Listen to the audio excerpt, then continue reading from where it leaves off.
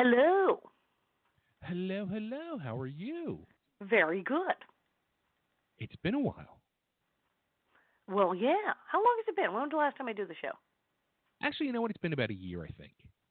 Okay. So you're I due. must be due. You're due.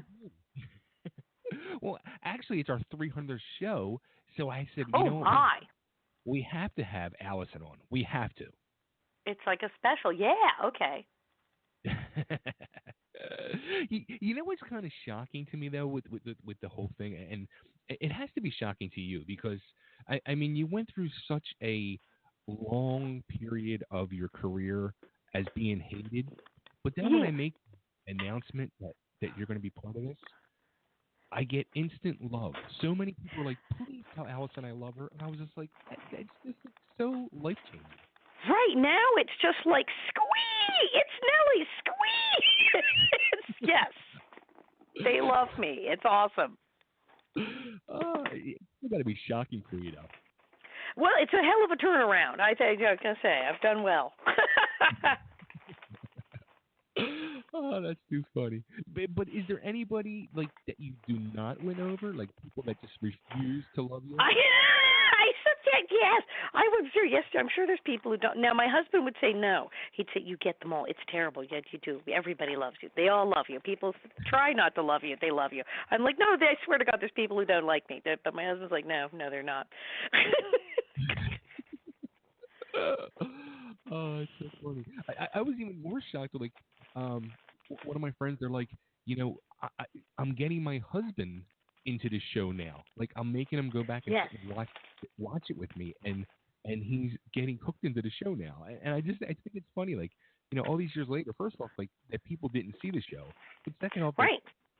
people are still starting growing to love the show after all these years. We get new fans, new viewers all the time. It's a thing because exactly people who didn't watch the first go round, or a lot, especially with the guys, like they thought it was a chick show, and Right. and then eventually it's like, oh no, that you should watch this now. Their wives are watching, their kids are watching it, and next thing you know, completely hooked. That's too funny. So I heard you're doing a radio now. I am. Every Tuesday at 5, I'm at, it's a thing called UBN, Universal Broadcasting Network, and we're down at Sunset Gower Studios in LA, nice little place. And I have all these marvelous people on, the Alison Arngrim Show. And, of course, obviously knowing Harlan, having Harlan as a publicist, that makes it easy because I go, you got anybody who needs to come on the show? Yeah, 8 or 9 people. Okay.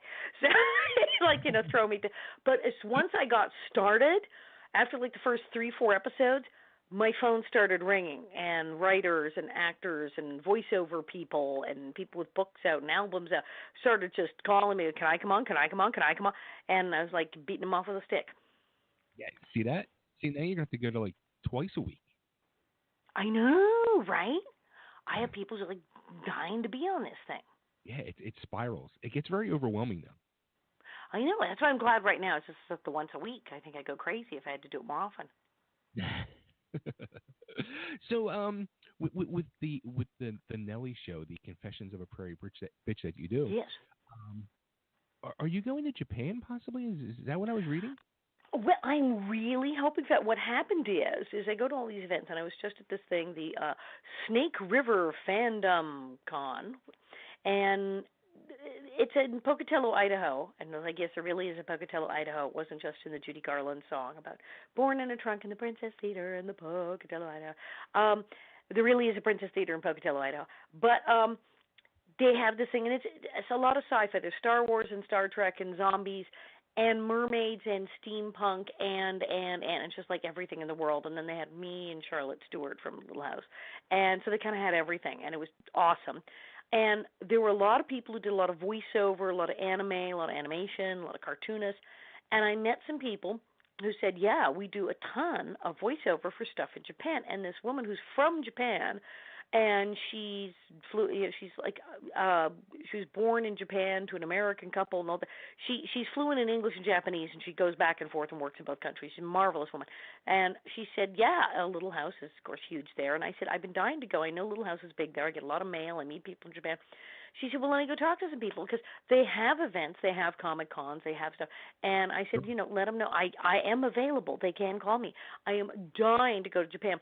They did a thing a couple of years ago where Friendly Family Productions, people who have the rights, the Ed Friendly estate, got together with Andover Fabrics, and they did fabrics for people who make quilts, because obviously people make quilts, a lot of crossover with the Little House on the Prairie fan base there.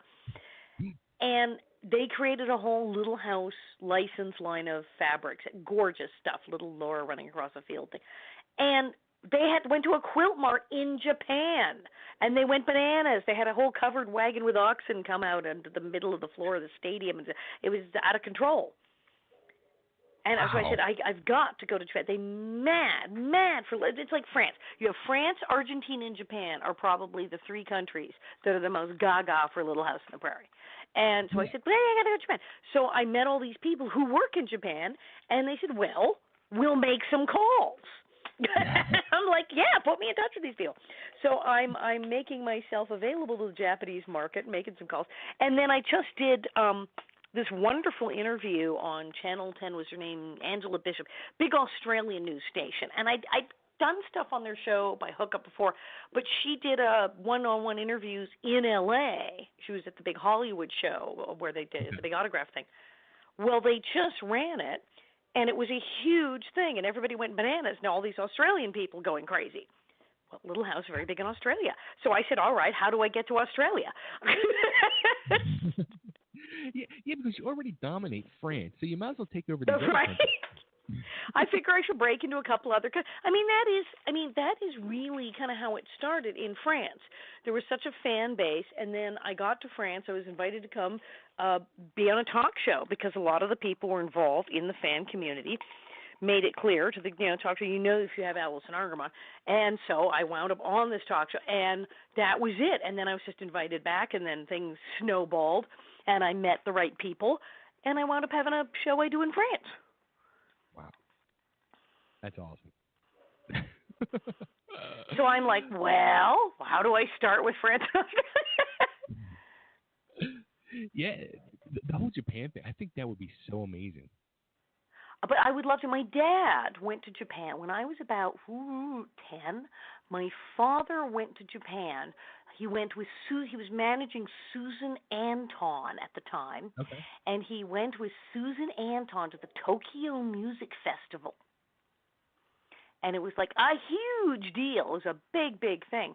And he was there for quite some time, and he came back with all these presents and stuff, and came back with these wild tales of fabulous high life in Japan. And I was like, oh yeah, so I need to go there. So I've been wanting to go since basically I was 10. So yeah, they would probably treat you like royalty over there. They really would. They're very big on the hospitality thing. If they've invited you there, if you're their guest, boy, you do get the full treatment. That's just kind of their deal to begin with, is hospitality. It's a tradition there. But yes, I imagine with Little House on the Prairie, from what I've seen online and in the fan mail, I think that any of us from the show, they'd roll out the red carpet. Sure. Now, how about the book? I know you have the audiobook out now. Do you get a lot of reaction from overseas from the book? I do, because people, they can get it online if it's not there. And of course, I did do a separate book deal of the book in French. So I have the whole French. The book is out in French. You can get the book in hardcover, paperback, Kindle, the audio version, or you can get it in French. It's in every format imaginable here. But yeah, so it was a big. Well, okay, I made the New York Times bestseller list number 30. I made the Washington Post bestseller list 16, 17, somewhere there. But I made the French bestseller list. I made number 15. Wow. Now, that's not American authors' French bestseller list. That's just the French bestseller list because my book came out in French. Now, did you do the audiobook in French too? Did you actually? No, I have not done that. Although I feel a challenge coming on. Absolutely, you have to. I know that's gonna be. Someone's gonna. Well, if you did the audiobook of it, that would be really, really hard not impossible, but really, really. But the love of Alison in France would triple probably. Yes, that terrifyingly, yes, probably right. So, like, how about, like, are we ever going to see this made into a movie, do you think? I mean, can this happen? What, the book? Yeah. My life? I don't know. I mean, usually when that happens like right away. And I know I have had friends in Hollywood who went, "Oh my God, I'm reading it. It's a movie. It's a movie. This Titleist should be a movie." But saying that and actually having that happen, it's two different things. I don't know. And there's still people talking about, like, can't there be a reboot of Little House? And Sure. I've always said, well, no, because it's trying to get all the lawyers in the room at the same time to agree on one thing. But the other thing is the people who have the ability to say we want to make a reboot have been pushing to do a film version. They're very keen. Trip Friendly is very keen on doing a film version, and I'm sure his vision of the film is like good and all. It's a great idea, but I don't think it's going to work. I don't think it'll get made. I think that Hollywood is such and the studio is such. I don't think that will happen. That they will go through with it. And I've even told them so. I'm like, this is a great idea, but whereas we know that if you walked up and said, okay, I give up, we'll do it as a TV thing, as a reboot or a cast reunion, that would sell immediately and you'd make a ton of money. Absolutely. Absolutely. So people have said it's a reboot. So obviously it's not up to me as to whether there's a Little House reboot or any of the cast. And there's multiple legal entities who have to get together and agree and shake hands in order for anything like that to remotely take place. But in case you're wondering, the cast are not the ones holding up the works. Pretty much any time someone says, oh, if we did a reunion show, if we did a reboot, pretty much everyone's on the show is like, yep, sure, fine, okay, call me, whatever. So we're not the hold up. So the cast is in. They're just waiting for the lawyers. Yeah, exactly. If somebody actually got it together, because it's not don't worry, it's not the cast, or we're not putting the blockade on that. So the one thing I was thinking too, like, because the book is called Confessions of the Prairie Bitch. Is there any confessions that you held out? Is there any that you're holding off? Is there any more confessions that we can expect in the future? Yes, because I am, I'm still writing things about stuff I want to do. And of course, my agent is like, okay, so what sequel? Come on, you could do like 4 more of these. You could. There's endless stories. If you've read my book, you've seen my life takes a lot of very bananas, wacky turns. So there's always some other insane story that when I wrote the book, I handed in so many pages, they had to cut it down to 300 something pages. They're like, because they said, we're not printing the Encyclopedia Britannica, lady. We got to edit this. So even then, if I good God, just what I cut out would fit in the book. So obviously there's more stories, and there's so much since writing a book and having the whole bizarre experience of a hit book has created a whole thing. It's like I would love to write about that. Of course, I'm crazy. I also still have this idea for a cookbook I've been meaning to do. But having played Nellie, it's a cookbook for people who can't cook at all. It's called Who's Going to Do the Cooking? I like that. Right? Like that. That's something, based on the infamous line to Mrs. Olson, who's going to do the cooking? Because that's the thing, now hardly anybody knows how to cook anymore. It's terrible. It's a shame, really. I think the people that do know how to cook end up going on TV cooking shows. Then they get cooking shows, right? But I talk to people, and they're like, they can't put something in the microwave. It's terrible. People are hopeless. Yeah, a whole weird thing going on right now. Either people can cook, can't cook, but most people refuse to cook either way. Right, and then they just don't. Now it's too easy. Was it Grubhub? Dial your phone, and it used to be there were a few places delivered. Now it's way too easy to just not cook. There's too many options. Yeah, when McDonald's starts delivering, there's problems. Yeah, right. It's like it was too hard to go. What, there's a McDonald's every 10 feet? So, all right. So, where should we send everybody to get the book, to keep up to date on you, get more Absolutely. info? Well, I have my fabulous website. I have, of course, my main website, which is bonnetheads.com. bonnethheads.com. BONNEDHEADS, bonnethheads.com for all you bonnetheads. And you can see what I'm doing there. And, of course, sign up for the Nellie newsletter. And, you'll see where to sign up for the newsletter on there. And Loose Gravel Prod, and you can sign up for the newsletter. And if you see my Facebook page, of course, I'm Alison Arngrim, and I have the Alison Arngrim fan page. And, of course, I'm Twitter and Instagram. I'm at Arngrim, really easy to find, all those things. I'm on everything. And I started another site, too. I have the AlisonArngrim.net, which is sort of the more grown-up, fancy site with, like, how to reach my agent. But we still, of course, have bonnethheads.com, where we have all the cool fan stuff. Yeah, and the newsletter. I mean, I get it, and I love it. You're getting that newsletter, right? Yeah. Yeah, and it's because it gives you so much detail and like up to date stuff, and it's not just info on you; it's on the cast too. So I mean, you really keep everybody up to date on everything. I do, because I post about the rest of the cast. That's what's nice, because yes, I give all, here's where I'm going to be, and et cetera, et cetera. But then I do Prairie tidbits, but I update on the cast because they don't all have newsletters. Some of them have indeed very active Facebook accounts and whatnot, but not all of them are as shameless promoters as I am. And so I put that out there because they're all doing stuff. Karen Grassley still does theater and pops up in films. Of course, Charlotte Stewart is still working, and then she's touring. She's doing all this stuff because her husband does all the things with the meteorites and the gems. So she's out there with her beetle bags and her book at those shows as well. And Dean Butler has projects coming up. So everyone has stuff going on. So we always, check in with them, go, what do you want in the newsletter?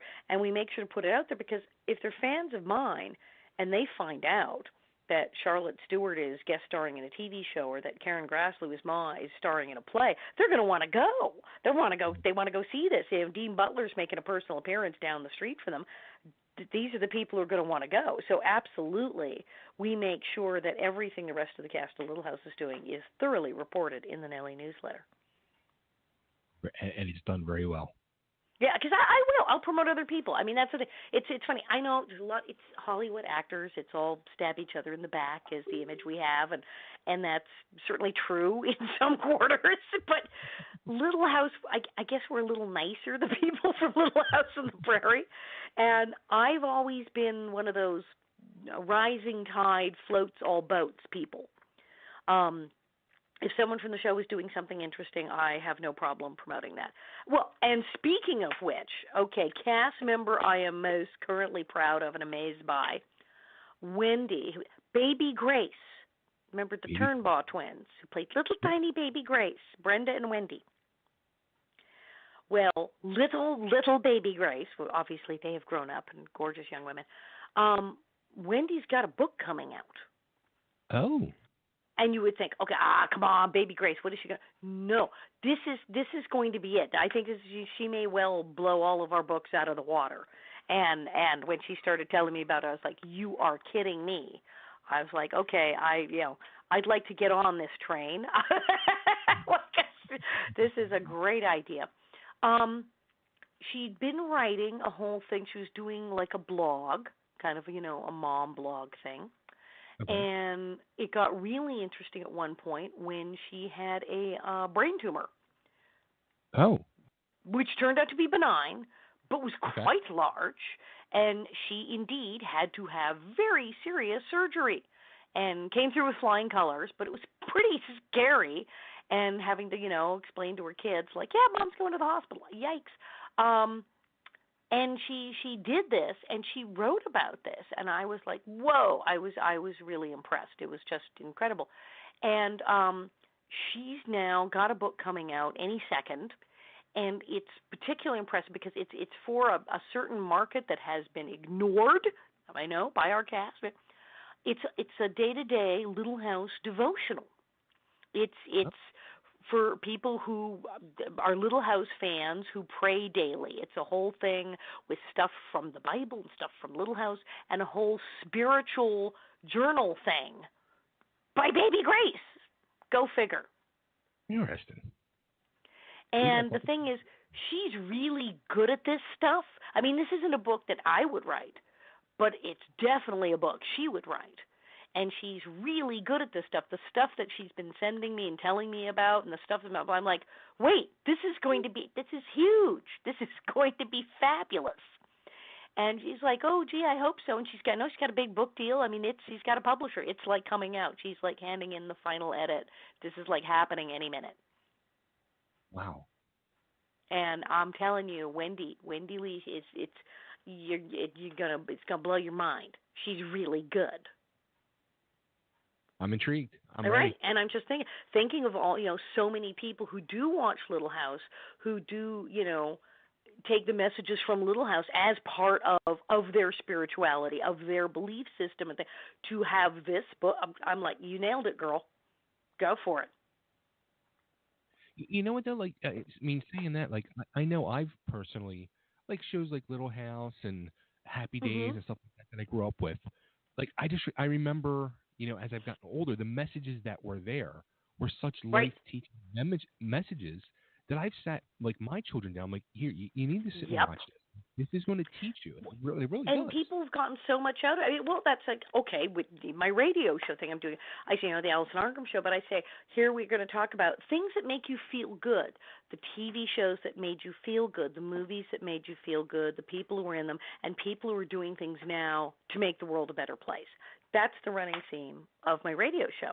So obviously, it was great. I had on Michael Learned, and I've had on people who, some of them from the older shows, who bring back those memories that people had of great shows that had a positive message, that had stuff you could really use in your life, that you could learn from.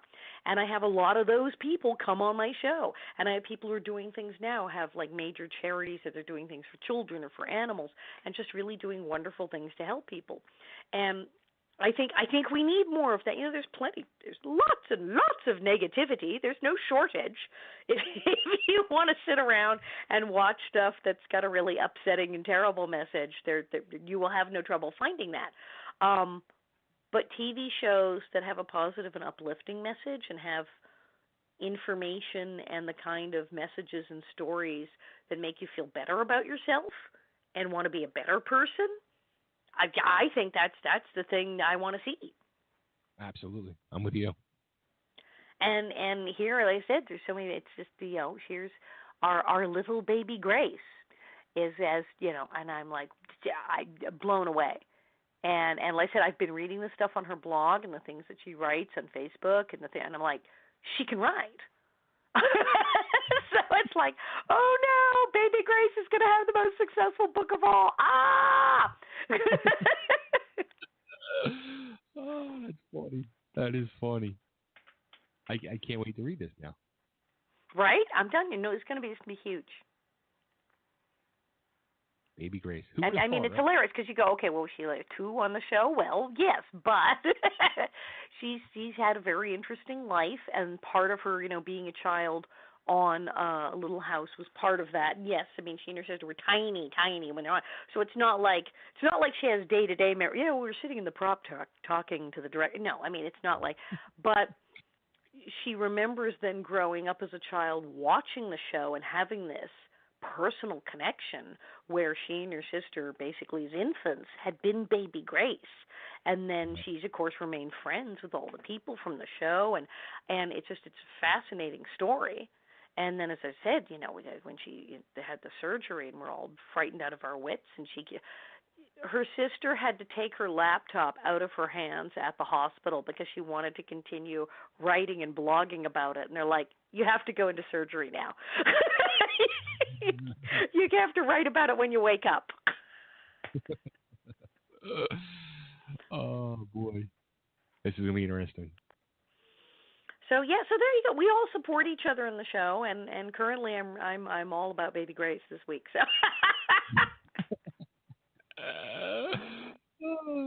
the next month newsletter will be mainly focused on Baby Grace. Well, there's a huge Baby Grace section, but yeah, no, I'm absolutely. My money is on this book to blow the rest of us away. So I hope I can keep up. At that point, you'll be taking over Japan, so you'll be keeping up. Right, right. By then, yeah, no, then I'll probably have like a sequel and what have you. But yeah, I've got fun events coming up. I'm doing all sorts of fun things. What am I doing this week? I was going to say, oh, it's like, the holidays are coming. I'm winding down. Not really. I have the Tuesday night radio show. I'm doing a fabulous thing at the Writers Guild where they got together all these actors and all these writers, and we're doing all these readings of these like fabulous upcoming scripts and things. My husband's band is performing over at Viva Cantina in Burbank. They've got like a regular monthly slot there. I'm doing a really crazy thing in the end November. I'm doing a thing, the Spurdvac Old Time Radio Convention. Have you heard of these people?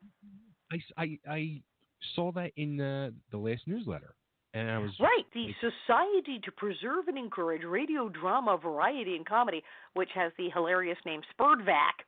And they do these events, and I get to be Gracie Allen for the weekend. They have a George and Gracie sketch. So, and I get to pretend to be Gracie Allen for a show, which is great fun to listen to the old shows and reenact radio shows. Phil Proctor from Firesign Theater is going to be there. It's like an all-star thing. It's very cool. I'm doing that, and then I'm going out to, of all places,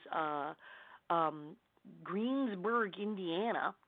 And there's a teacher out there, and he has what you call, like, they used to talk about Chautauqua tents, and it was from Chautauqua, New York, and they would have educational and classical music and sort of community uplifting things. And he's having a Chautauqua program out at the school, but he's brought in all these really interesting people.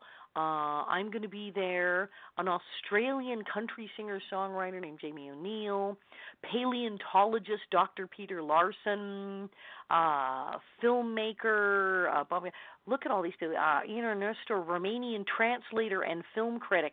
I mean, it's this really wild international cross-section of people who will be speaking and doing symposiums at this event. So I do stuff like that. And then I still have my Nasty Nellie tour, the Nasty Nellie tour of Hollywood. I've got 2 booked up. I just did the dearly departed evening, the Nasty Nellie cocktail party. Oh, that sounds like fun. Okay, it was sold out. Dearly departed tour. They do a lot of the creepy, like, who got murdered here death tours. That's part of their big thing. Famous haunted places, famous Hollywood death and dismemberment guy. But they also do stuff that's just very historical. And I have the Nasty Nellie tour where we go to things that are touristy historical sites like the Chateau Marmont, but I actually lived there. So it's all my like personal connections to the Paramount Studios, but that's where I worked. So all these things I have a personal connection to. So you get personal stories. We go to Michael Landon's house and we talk about Michael Landon. We go to Liberace's house and we talk about Liberace. It's really a fun tour. And he, the guy Scott Michaels who runs it, did a whole weekend of different tours and an evening component for his diehard fans. And people, they bought tickets. It was sold out. And the evening was the Nasty Nellie cocktail party, an evening with Alison Arngrim. And I told stories and answered questions, and it was a smash. That sounds awesome. You know what's funny? You would get a kick out of this. I guess Liberace's house in Vegas was just vacant for a while. And because they had the museum, and then that wasn't happening, and and I remember it was up for sale, and I remember seeing the pictures on TMZ. And I just remember showing my wife, I'm like, I would so live in this house. Because it just reminded me of one of my Italian relatives' house from South Philly. Yes, exactly. Right? It did. Like, so your Italian uncle went crazy with the decorating budget. Right. Well, it's like when I went to Elvis's. I went to Graceland. I went, wow, my eyes hurt. Oh, okay.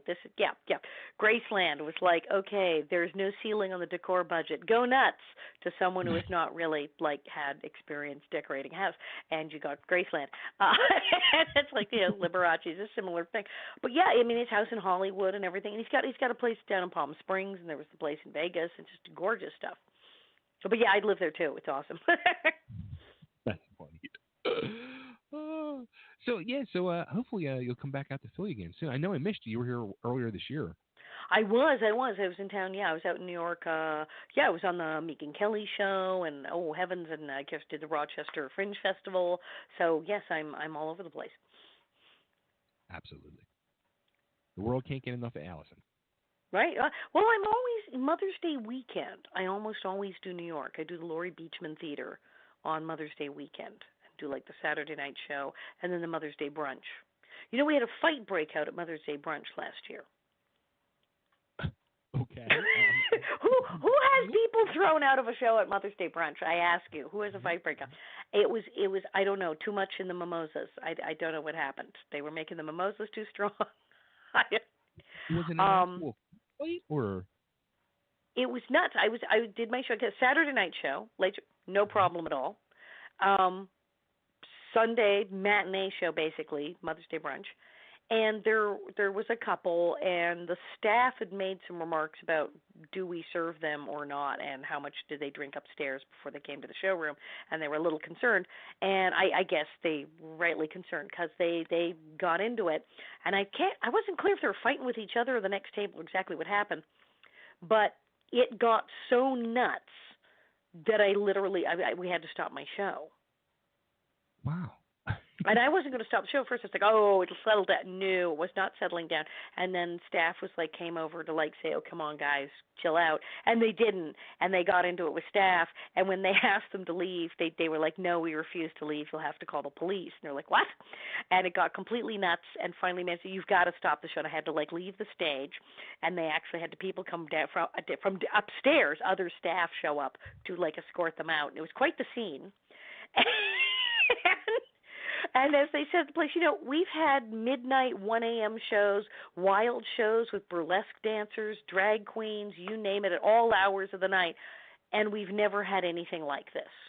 But you have a Mother's Day brunch, and we're practically calling the cops and hauling people out the door. It's like you would expect that at a Motley Crue concert. Right. It was who gets into a drunken melee at the Mother's Day brunch at the Nellie Oleson show? But apparently this is a thing. And then, of course, it got funnier because the guys who work there are very good looking, the people who work at the Laurie Beachman, and a couple of the bigger guys who are particularly good looking. Well, the people who stayed, many of the women began to post things on Facebook about the really hot guy who broke up the fight. So then we had to go, well, which hot guy? And then there was a whole discussion on Facebook about who was the hottest guy who works at the Laurie Beachman. Oh, that's so funny. Because there was quite a choice. There was quite a choice of types, but they were all rather tall and well-built, and they all got involved. So then we started saying we're kind of having almost a male, Mr. Laurie Beachman contest of who was the handsomest staff person who broke up the drunken melee. Oh, that's so funny. Only you can bring out this in people. Right, and that's what they all said. They said, this never happens. It's you. This has never happened. Oh, that's so funny. That is so funny. And now I expect some wild and craziness then if you come to Philly next year. Absolutely. Let's see if you can top it. Okay, I'll see. Right, Philly. You think I'd have gotten a fight in Philly? No. So I'll see what kind of rabble I can have at my show in Philly next time. Yeah. Oh, that'd be too funny. Well, Alison, again, thank you so much for being part of our 300. Oh, thank you. And yeah, we love you, and we can't wait to see you back here in Philly. I'm telling you, before you know it, you're gonna have Baby Grace on this show talking about her book. I'm telling you. Oh, you know it. I expect. I totally expect to get an email from Harlan very soon about it. I'm telling you, it's gonna be the thing. You're gonna be amazed. There you go. I'm on. You don't have to ask me twice. Okie doke. All right. Thank you. Thank you. Talk to you soon. Bye.